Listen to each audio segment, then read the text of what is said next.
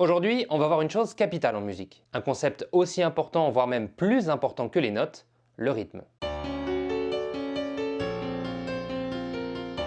Selon les cultures, le concept de rythme peut être expliqué de différentes manières. Moi je suis français, européen, et je vais donc expliquer le rythme comme on l'utilise dans la musique occidentale. Pour ça, on va commencer par parler du tempo. Le tempo sert à définir la vitesse d'exécution d'un morceau. Pour le mesurer, c'est un nombre de battements réguliers par minute. Pensez au rythme cardiaque, votre cœur bat et on peut compter un certain nombre de pulsations en une minute. Et bien pour le tempo, c'est exactement la même chose. Les musiciens, eux, suivent généralement le tempo grâce à un chef d'orchestre ou à un percussionniste.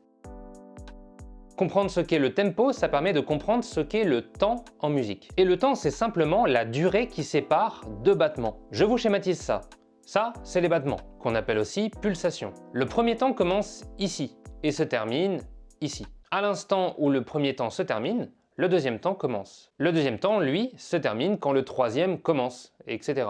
Maintenant qu'on a une bonne idée de ce qu'est le temps, on va voir comment on écrit la durée d'une note.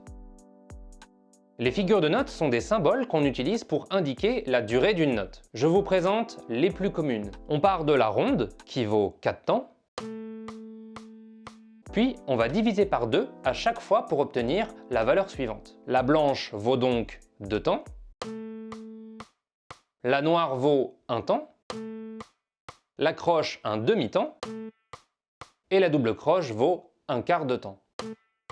On peut continuer, triple croche, quadruple croche, mais on vient de voir les figures les plus utilisées. Chacune des figures de notes a un silence équivalent, un moment pendant lequel on ne joue pas de notes. La pause est un silence de 4 temps. Et comme pour les notes, on va diviser par 2. La demi-pause vaut 2 temps, le soupir vaut 1 temps, le demi-soupir un demi-temps, et le quart de soupir, lui, vaut un quart de temps. Si plusieurs musiciens jouent ensemble et qu'ils veulent reprendre à un endroit précis du morceau, ils ne vont pas demander « Tu peux reprendre à la noire du 88e temps ?» Ce serait compliqué, voire absurde. On va avoir besoin de structurer des ensembles de temps dans ce qu'on appelle les mesures.